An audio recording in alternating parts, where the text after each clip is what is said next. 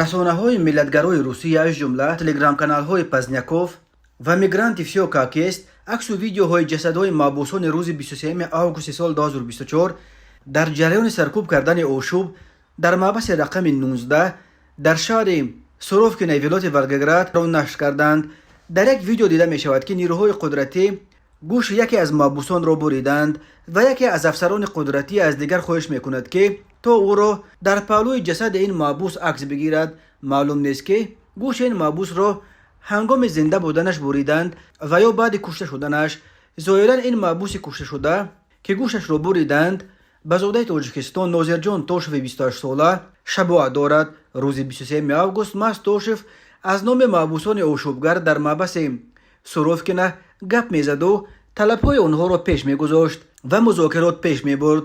ёдовар мешавем, аз ин қабл рӯзи 23 марти соли 2024 дар Ҷангалзор дар вилояти Брянск нирӯҳои қудратии Русия ҳангоми таъқиби 4 муттаҳами асосии ҳамлаи хунин ба толори Крокус Сити Ҳолл баъди боздошт гӯши якеи онҳо Саидакрам Раҷабализодаи 30 сола аз Тоҷикистонро ҳамин гуна бераҳмона бурида буданд.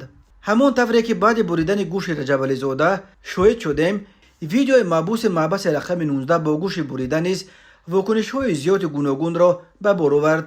бархе бар инанд ки ба онҳое ки мардумро гаравгон мегиранд бояд мисли худи онҳо бидуни ягон тараҳҳум рафтор кард. гурӯҳи дигаре суол мегузоранд ки дар чунин сурат байни террористҳо ва кормандони ниҳодҳои ҳифзи ҳуқуқ чӣ фарқе боқӣ мемонад. рӯзи ҷумъа 23 август тақрибан соати 12:30 4 маҳбус, 2 нафар аз Тоҷикистон ва 2 дигар аз Ӯзбекистон, дуруст дар соати баргузории маҷлиси интизомии маъмурияти маҳбаси рақами 19 вориди толори ҷаласа шуда, 9 зиндонбон бо шумули сардори зиндон Андрей Девятовро гаравгон гирифтанд. ошӯбгарон ҳамин тавр 5 маҳбуси дигарро ба сурат дароварданд. дар давоми рӯз гаравгонгирҳо 5 тан аз зиндонбонҳо бо шумули Девятов бо зарбҳои болғаву корд маҷрӯҳшударо ва ҳамчунин як маҳбуси низ захмӣ бо номи Александр Байкоро ҷавоб доданд. ҷасади 3 зиндонбон ва 4 маҳбусро баъди анҷоми амалиёт ки соати 16 оғоз ёфт баъди ним соат ба поён расид пайдо карданд. маълум нест ки онҳоро гаравгонгиро куштанд ва ё дар ҷараёни амалиёт ба ҳалокат расиданд. боз як зиндонбон ки дар ҷараёни амалиёт раҳо ёфт баъди чанд соат дар бемористон ҷон дод. ба ин тартиб дар ҷараёни ошӯб дар маҳбас дар вилояти Волгоград 8 гаравгон, 4 зиндонбон ва 4 маҳбус кушта шуданд. дар бораи сарнавишти 4 гаравгонгир маълумоти яксон нест. бархе манобеъ менависанд ки ҳамаи онҳо кушта шуданд. бархе дигар мегӯянд ки 2 онҳо зиндаанд вале захмҳои сангин бардоштанд. аммо дар аксу видеоҳои нашр шуда ки дар рӯи ҳавлии маҳбаси рақами 19 ҷасадҳои дасти кам 3 аз маҳбусони ошӯбгар дида мешавад. дар давоми 4 соате ки ин 4 маҳбус маҳбасро ишғол карда буданд, онҳо чандин видео нашр карданд. аз ҷумла гуфтанд ки онҳо он маҳбусон ва зиндонҳоеро ки маҳбусони мусулмонро азият медоданд ба асорат гирифтанд.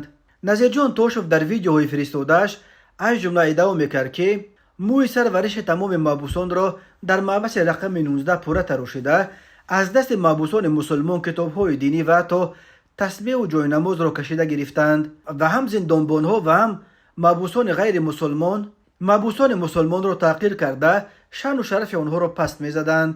Тошев гуфт онҳо маҳбасро ба дасти худ гирифтанд то ки барои бародароне ки барои ҳамлаи Крокус ба иддаои ӯ ноодилона ҳабс шуданд интиқом бигиранд.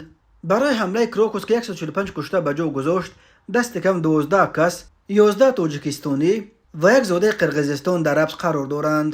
рӯзи 23 август расонаҳои зиёде хабар доданд ки гаравгонгирҳо дар маҳбаси Суровкина силову мошин, чархбол ва $2 миллион талаб доранд. аммо Тошев иддаои $2 миллион талаб карданашро билофосила рад кард ва гуфт онҳо ба хотири пул даст ба ин кор заданд.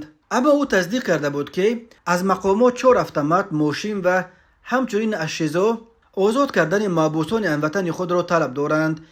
дар ниҳоят мақомот ҳеҷ яке аз ин талабҳоро иҷро накарда ошӯби маҳбусонро бо истифода аз нирӯ фурӯ нишонданд.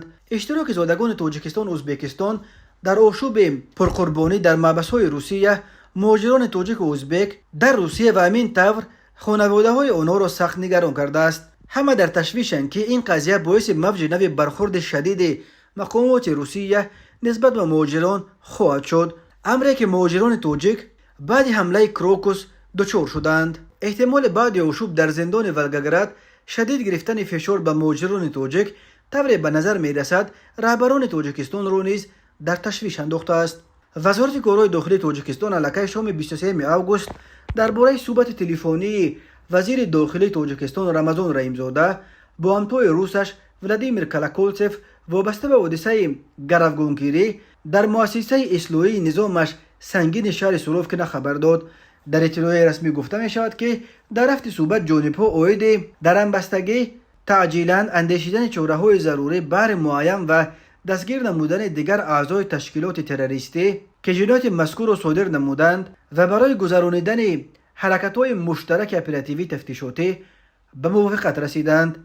تفصیلات دیگر تفاوت‌های حاصل شده گفته نشده است، ولی تاکید شده است که صحبت تلفنی رحیمزاده با همتای روسش با دستور سفارش پرزیدنت تاجیکستان امامعلی رحمان صورت گرفته است. در روسیه از 1 تا 2 میلیون زاده تاجیکستان کار و زندگی می‌کنند. هر سال آنها از روسیه به تاجیکستان تا چندین میلیارد دلار پول می‌فرستند. در نیمه اول سال 2024 اساساً بعد حمله کروکوس از روسیه بیش از 17,000 شهروند تاجیکستان را اخراج کردند. اخراج مهاجران از روسیه در تاجیکستان به معنای از یک منبع مهم درآمدش محروم شدن دست کم یک خانواده است.